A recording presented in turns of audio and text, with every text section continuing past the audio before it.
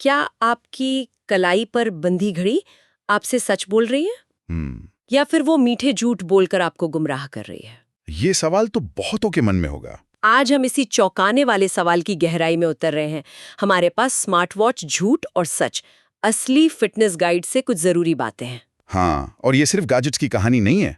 ये इस बात की पड़ताल है कि हम अपनी सेहत को कैसे नापते हैं, कैसे समझते हैं। सही। हम देखेंगे कि हार्ट रेट वेरिएबिलिटी, जिसे HRV कहते हैं, या फिर स्लीप स्कोर, कैलोरी बर्न, ये आंकड़े कैसे धोखा दे सकते हैं। बिल्कुल। क्या कभी घड़ी ने कहा रिकवरी चाहिए और आपने वर्कआउट छोड़ दिया? हाँ, होता है ऐसा। या नींद का स्कोर कम देखकर बेवजह चिंता होने लगी? अगर हाँ, तो ये चर्चा शायद आपकी सोच बदल दे। हमारा मकसद है इन मैट्रिक्स के पीछे का सच जानना, भ्रम को समझना। और हाँ, इन स्मार्ट वॉचेस को सही तरीके से इस्तेमाल करना, एक टूल की तरह, बॉस की तरह नहीं। बिल्कुल। तो चलिए शुरू करते हैं इसका विश्लेषण। स्रोत साफ कहता है, आपकी स्मार्ट वॉच कोई डॉक्टर नहीं है। वो एक अंदाजा लगाने वाली मशीन है। सही कहा, ये बहुत जरूरी पॉइंट है। लेखक का अपना अनुभव देखो। एक आलसी रविवार और घड़ी दिखा रही है 3200 कैलोरीज बर्न, हाँ, और अगले दिन जोरदार लेग वर्कआउट के बाद सिर्फ 1800। मतलब इतना बड़ा फर्क। ये कैसे मुमकिन है? मुमकिन इसलिए है क्योंकि ये डिवाइस असल में सीधे कैलोरी या गहरी नींद या रिकवरी ये सब माप ही नहीं सकती। अच्छा, तो फिर ये करती क्या है? देखो, ये ऑप्टिकल सेंसर से दिल की धड़कन देखती हैं, एक्सेलेरोमीटर से मूवमेंट, और फिर कुछ खास एल्गोरिथम लगाकर बस अनुमान लगाती हैं। सिर्फ अनुमान? हाँ, ये आपके मेटाबॉलिज्म को नहीं समझती।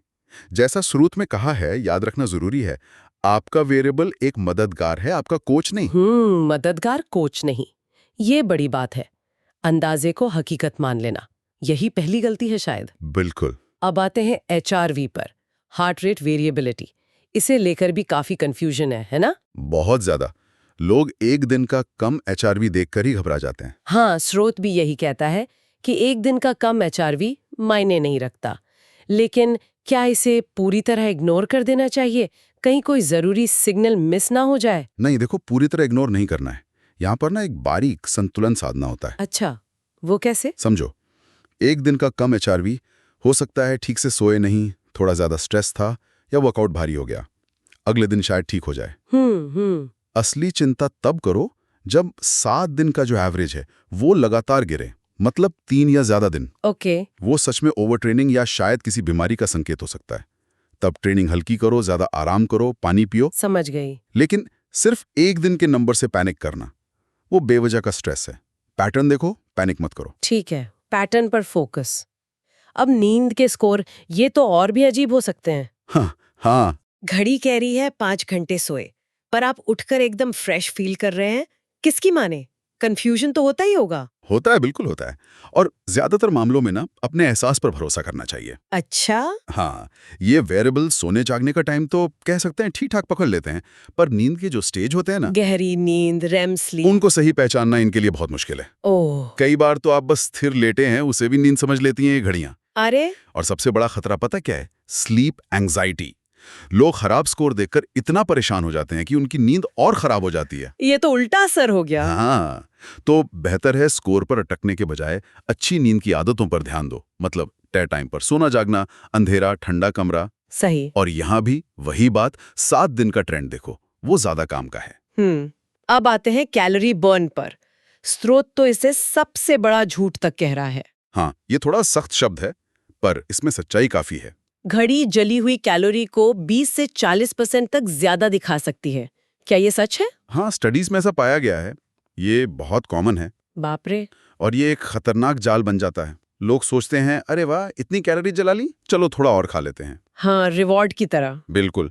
नतीजा, वजन कम होने के बजाय बढ़ जाता है या वहीं रुक जाता है। ओह। ये डिवाइस ये नहीं जानती कि आपने दौड़ लगाई है या वजन उठाया है। दोनों में कैलोरी बर्न का तरीका बिल्कुल अलग है। सही बात है। तो समझदारी इसी में है कि कैलोरी के नंबर को एकदम सटीक ना मानो, बस अपने एफर्ट का एक अंदाजा समझो। आज कल से ज्यादा एक्टिव थे, बढ़िया। लेकिन खाने पीने का हिसाब और वजन का ट्रैक वो हफ्ते के औसत वजन के हिसाब से रखो, घड़ी के रोज के नंबर के हिसाब से नहीं। ठीक है, ये बहुत जरूरी सलाह है। तो इतनी सारी कमियों के बाद भी क्या इन घड़ियों को समझदारी से इस्तेमाल करने का कोई तरीका है? स्रोत कुछ नियम बताता है? हाँ बिल्कुल, तरीका है और स्रोत ने 5 अच्छे नियम बताए हैं। क्या है वो?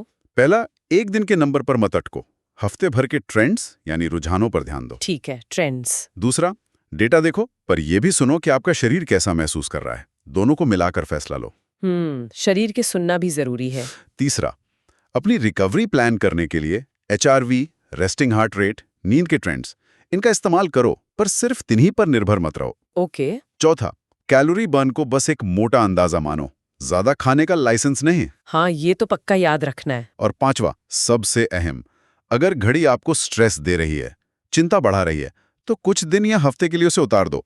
अपने शरीर के सिग्नल पर भरोसा करना सीखो। ये 5 नियम सुनने में तो बहुत प्रैक्टिकल लगते हैं, पर ये जो दूसरा नियम है, शरीर की सुनना और डेटा को मिलाना, क्या ये हमेशा आसान होता है? नहीं, आसान हमेशा नहीं होता। यहीं पर थोड़ी प्रैक्टिस लगती है। आत्म जागरूकता काम आती है। हाँ। डेटा एक गाइड है, बस उसे अपनी समझ पर हावी नहीं होने देना है। शुरुआत में मुश्किल लगेगा, बट धीरे धीरे ये संतुलन आ जाता है। तो कुल मिलाकर संदेश साफ है, अपनी सेहत का रिमोट कंट्रोल पूरी तरह से एक स्क्रीन को मत दो। बिल्कुल नहीं। ये स्मार्ट वॉच एक उपयोगी साथी हो सकती है, पर तभी जब इसे समझदारी से इस्तेमाल करें। हाँ, लंबे समय के पैटर्न्स देखने के लिए, ना कि रोज खुद को नंबरों से आंकने के लिए। ठीक कहा, तकनीक जानकारी दे सकती है, पर फैसला लेने की समझ और शरीर की अपनी बुद्धिमत्ता, उसे कम नहीं आंकना चाहिए। बिल्कुल। और अंत में सबके लिए गहरा सवाल छोड़ जाते हैं, क्या टेक्नोलॉजी पर हमारी ये जो बढ़ती निर्भरता है, कहीं हमें अपने शरीर की असली आवाज सुनने और समझने की काबिलियत से दूर तो नहीं करती जा रही? सोचने वाली बात है।